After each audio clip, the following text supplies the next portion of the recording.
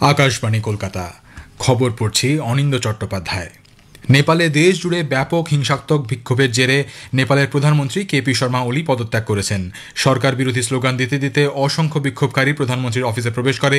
Social মিডিয়ায় সরকারের নিষেধাজ্ঞার বিরুদ্ধে বিক্ষোভকারীরা বালকোটে নেপালের প্রধানমন্ত্রীর ব্যক্তিগত বাসভবনে আগুন ধরিয়ে দেয়। কাঠমান্ডু সহ অন্যান্য জেলায় রাজনৈতিক নেতা ও মন্ত্রীদের বাসভবন লক্ষ্য করে ক্রমাগত পাথর ছোঁড়া হয়, বিভিন্ন সরকারি সম্পত্তিতে আগুন ধরিয়ে দেওয়া হয়। ললিতপুরে যোগাযোগ ও তথ্য প্রযুক্তি মন্ত্রী পৃথ্বী সুব্বা গুরুংয়ের বাড়িতেও বিক্ষোভকারীরা আগুন ধরিয়ে দেয়। উপপ্রধানমন্ত্রী ও অর্থমন্ত্রী বিষ্ণু পাউডেলের বাসভবনেও পাথর ছোড়া হয়।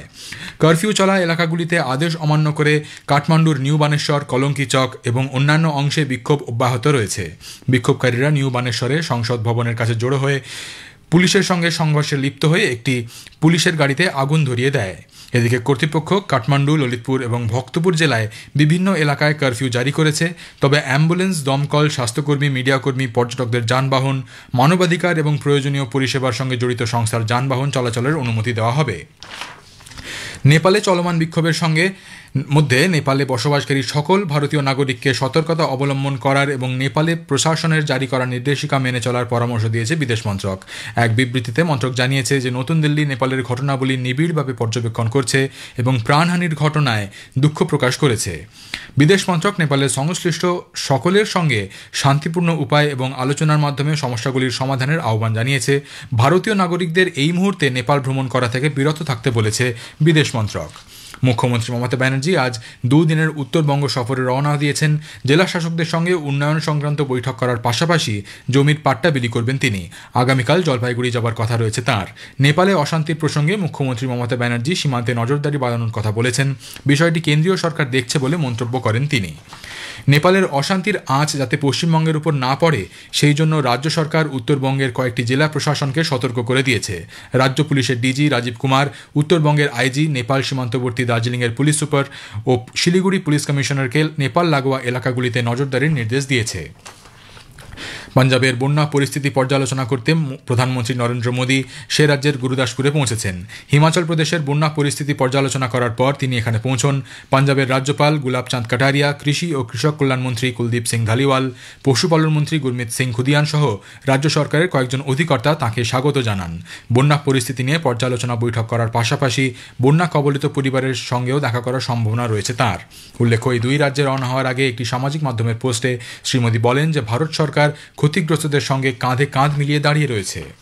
নতুন সংসদ ভবনে উপরাষ্ট্রপতি নির্বাচনে ভোট আজ নেওয়া হয়। প্রধানমন্ত্রী নরেন্দ্র মোদী প্রথম ভোট দেন। এনডিএ জোটের পক্ষ থেকে প্রার্থী ছিলেন মহারাষ্ট্রের রাজ্যপাল সিবি রাধাকৃষ্ণন। অন্যদিকে বিরোধী আইএনডিআই জোটের প্রার্থী ছিলেন সুপ্রিম কোর্টের প্রাক্তন বিচারপতি বি সুদর্শন রেড্ডি। আজ সন্ধ্যে 6টায় ভোট গণনা শুরু হবে। উল্লেখ্য, লোকসভায় বর্তমান সদস্য সংখ্যা 542 এবং রাজ্যসভায় 339 জন সদস্য রয়েছেন। দুই মিলিয়ে 781 জন সদস্যের মধ্যে থেকে উপরাষ্ট্রপতি নির্বাচনে জয়লাভের জন্য 391 জনের সমর্থন প্রয়োজন। প্রধানমন্ত্রী নরেন্দ্র মোদী স্বাধীনতা দিবসে দিল্লির লাল কেল্লার প্রাকার থেকে ভাষণে দীপাবলির মধ্যে পরবর্তী প্রজন্মের জিএসটি সংস্কারের কথা ঘোষণা করেন। প্রধানমন্ত্রী নাগরিক কেন্দ্রিক অর্থনীতির যে ধারণা দিয়েছিলেন, গত 3রা সেপ্টেম্বর জিএসটি পরিষদ ঘোষিত নতুন পণ্য পরিষেবা কর হারের মাধ্যমে তা বাস্তবায়িত হয়েছে। এর মাধ্যমে পরোক্ষ কর ব্যবস্থার সরলীকরণ হয়েছে।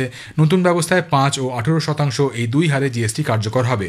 গৃহ নির্মাণ ও গুরুত্বপূর্ণ নির্মাণ সামগ্রীর উপর জিএসটি হার হ্রাস করা হয়েছে। এই পদক্ষেপের ফলে নির্মাণ সামগ্রী সহজলভ্য হবে বলে মনে করা হচ্ছে। বাড়ি কেনা এবং নির্মাণের ক্ষেত্রেও সাশ্রয়ী মূল্য বৃদ্ধি পাবে। চলতি মাসের 3 তারিখে এক সাংবাদিক সম্মেলনে কেন্দ্রীয় অর্থমন্ত্রী নির্মলা সীতারমণ বলেন যে আবাসন খাতে জিএসটি হার হ্রাস পাওয়ায় মানুষ স্বস্তি পাবেন। This reform is not just on rationalizing rates. It's also on structural reforms. It's also on ease of living, so that businesses can do their business of working together with the GST a great ease. So we have corrected inverted duty structure problems. রাজ্যে voter তালিকায় বিশেষ নিবিড় সংশোধনের প্রস্তুতি নিয়ে রাজ্যের মুখ্য নির্বাচনী আধিকারিকের দফতর নির্বাচন কমিশনকে আজ রিপোর্ট দিয়েছে। আগামীকাল এ নিয়ে নতুন দিল্লিতে মুখ্য নির্বাচনী আধিকারিকদের সম্মেলন শুরু হচ্ছে। ওই সম্মেলনে যোগ দিতে দিল্লি যাচ্ছেন রাজ্যের মুখ্য নির্বাচনী আধিকারিক মনোজ কুমার আগরওয়াল। এর আগেই ইমেলের মাধ্যমে এসআইআর এর প্রস্তুতি সংক্রান্ত রিপোর্ট কমিশনের কাছে পাঠিয়ে দেওয়া হয়েছে বলে তার দফতর সূত্রে জানা গিয়েছে। এসআইআর এর প্রস্তুতিতে কি পদক্ষেপ নেওয়া হয়েছে রিপোর্টে তা বিস্তারিত জানানো হয়েছে।